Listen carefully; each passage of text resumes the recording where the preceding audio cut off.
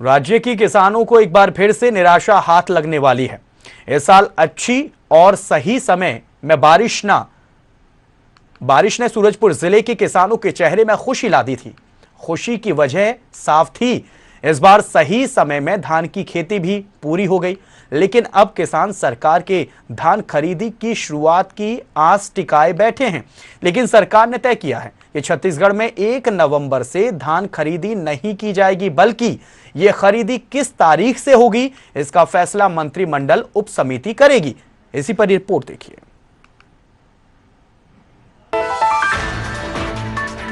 धान की खेती में हर बार कुदरत का कहर झेलना पड़ता था और हर साल मौसम की मार से किसानों के धान की पैदावार में काफी प्रभाव पड़ता था। लेकिन इस बार मौसम ने साथ दिया और किसानों के धान की पैदावार अच्छी हुई है। किसान को भी पूरी उम्मीद थी कि इस बार का त्योहार अच्छा मना पाएंगे, क्योंकि सरकार समय पर धान खरीद लेगी।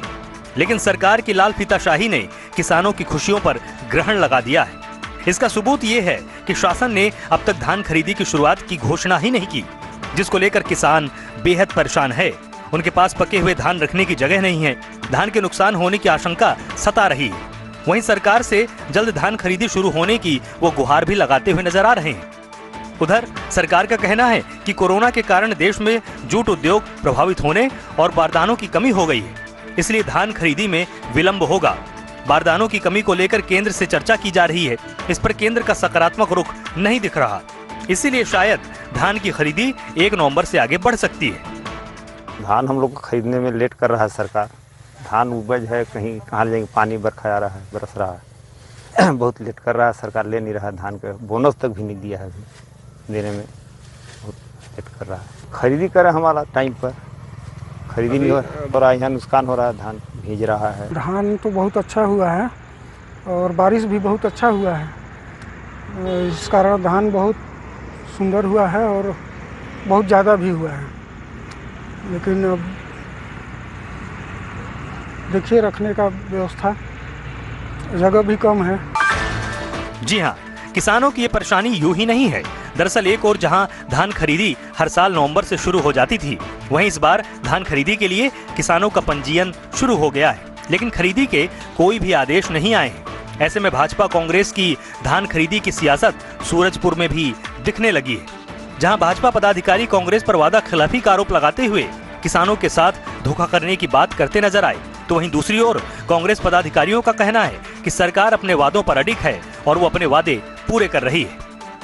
धान खरीदी के लिए तो जिस तरीके से सरकार ने पहले कहा था कि हम 25 रुपए किलो धान खरीदेंगे, 2500 रुपए क्विंटल धान खरीदेंगे, पिछली बार का पैसा नहीं दिया अभी तक। उससे पीछे का इन्होंने कहा था कि हम 2 साल का बोनस भी देंगे, बोनस नहीं दिया। और ऊपर से अभी जो किसानों की जिस तरीके से दुर्गति करने पर तुली हुई है, धान खरीदी की डेट उन्होंने शायद 1 दिसंबर दी है, जबकि धान की कटाई चालू है। 1 नवंबर से धान खरीदना चाहिए था। धान खरीदी को लेकर के राज्य सरकार का और माननीय भूपेश बघेल जी का निर्णय और मानसिकता एकदम स्पष्ट है। 1 नवंबर से धान खरीदी की जानी है, मतलब की जानी है पूरे प्रदेश में 1 नवंबर से। हाँ, तैयारियों की दृष्टि से कुछ समितियों में कुछ समय लग सकता है, लेकिन पूरे प्रदेश में 1 नवंबर से धान खरीदी की पूरी तैयारियों का मतलब वो सारे अधिकारियों को लगाया गया है, सारी समितियों के प्रबंधकों को लगाया गया है और 1 नवंबर से धान खरीदी जो शासन का दर है उस पर बाकायदा शुरू हो जाएगी। दूसरी तरफ धान खरीदी केंद्रों की तैयारी लगभग पूरी है। ऐसे में किसानों का पंजीयन भी शुरू है, जिसे लेकर विभागीय अधिकारी तत्पर नजर आ रहे हैं।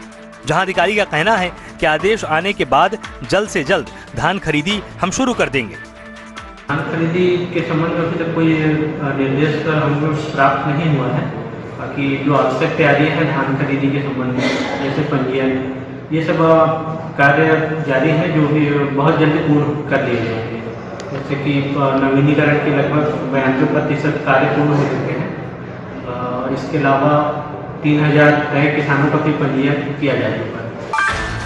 बहरहाल अच्छी बारिश और बेहतर धान की उपज ने किसानों के चेहरों में खुशी ला दी थी, लेकिन सही समर्थन मूल्य और सही समय पर धान की खरीदी न होने और बारदानों की कमी से किसानों के चेहरे की खुशी धीरे धीरे फीकी पड़ती जा रही है। इमाम हसन, सूरजपुर, हिंदी खबर। छत्तीसगढ़